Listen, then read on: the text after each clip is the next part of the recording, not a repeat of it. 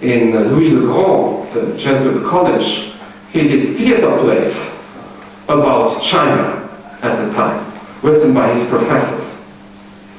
One of his professors, Voltaire, was a Jesuit who published in 1735 a 4-volume book about China, which was a bestseller at the time, and a Chinese atlas with all the maps of China. These were the best maps of China till the beginning of the 20th century. The most precise maps of China. So Voltaire knew China from his discourse, the Jesuit discourse of China, since his high school years. And he has studied all the publications of the Jesuits about China. You know, when Voltaire died, Catherine II of Russia bought his whole library. And it is preserved in St. Petersburg, in the exact order as it was in Ferney, where Voltaire lived. And Voltaire was a prolific reader. He had a very precise time schedule for his life. He got up very early in the morning and started reading in his library. And he did something that students are not encouraged to do nowadays, especially with books of the library. He wrote in the margin of the books. And he underlined when he found something very interesting. And these books that Voltaire possessed have been edited. So we know what he was reading. We know his ideas about what he was reading. And what he found important. And you find so many notes on the margin in all the books of the Jesuits about China. So he was really not only reading, but studying carefully everything.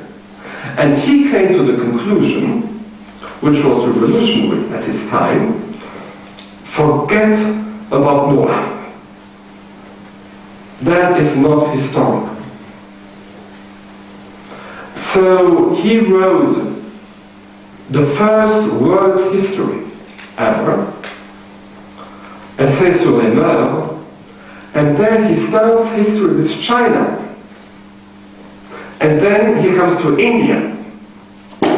And only afterwards he comes to Egypt, Mesopotamia, and so on. Noah doesn't get mentioned at all. That was very revolutionary at the time. I do not know how you study history. When I studied history at high school in Luxembourg, we started with Mesopotamia, with Egypt.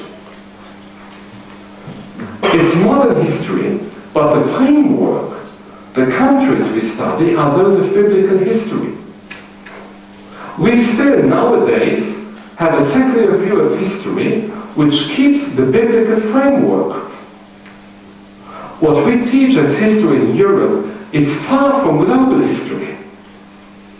China and India only enter our curriculum when Europeans meet these cultures, as if they only started to exist at that time.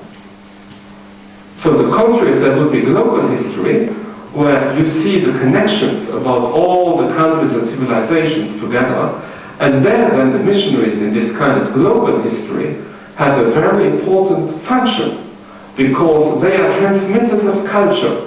They have always been studied before as transmitters of Christianity to the East.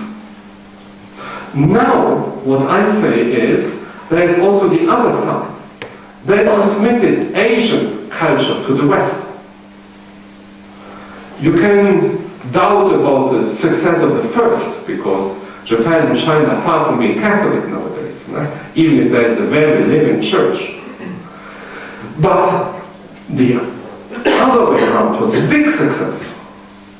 They really transmitted Asia to Europe. And for instance, this Lettres éditions de Curieuses, they were very modern books, very small size, with a huge index. It was something like Reader's Digest. You could just open and read the important things that interested you. So very modern way of publication they had. And Europe got transformed by Asia. We have vaccination nowadays against smallpox and so on. we eat with plates, we got more civilized. No? You know that Japanese at the time of Francis Xavier used to take a bath every day. And you know also that in Europe, especially after the big pest in the Middle Ages, bath was not so common anymore. And on the contrary, European doctors said that water is very dangerous for your health. That was the time we invented to wash the body without inserting the body to water. And the Jesuits, first, you can imagine how they were seen. Their way of eating. No. And not taking a bath in countries very hot during summer. And you still have a correspondence to the Jesuits asking the general in Rome to be able to have a bath. And the answer is yes, you are allowed. But do not do it more than once a week. Because more than once a week, you really have to care for your health.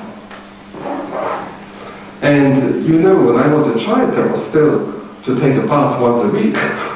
You know? So that might even have been related with the council of a kind of compromise between Asian cleanliness and European ways of living. So we were got greater influence, and that was a great plus for Europe, because we took so many things in from other cultures. By hybridization, we included them into our own. We could not imagine to live and to think like Europeans before the encounter of Asia. If we met any European, if we had a time machine and could meet any European of the time before that encounter, I think we would see them as very alien, not at all like us, because our own identity includes so many parts that are from Asia. Now, this secular history concept that was developed by Voltaire, but through the whole problem of Chinese chronology read by the missionaries, the fact that you see cultures which are not Christian and are very ethical, have a high morality. You know that the whole justice system of China became a model for Europe. That was before French Revolution. In Imperial China, only a death penalty could only be executed if confirmed with the emperor's seal. In Europe, it was much, you have got still tortured in every process. So China was more advanced at that time. And in the 18th century, because of industrialization, Europe took up and became then a colonizing power. And our view of the world still comes from that time. And we forget that before colonization, we were the ones who learned from Asia, not the contrary. That we learn from higher cultures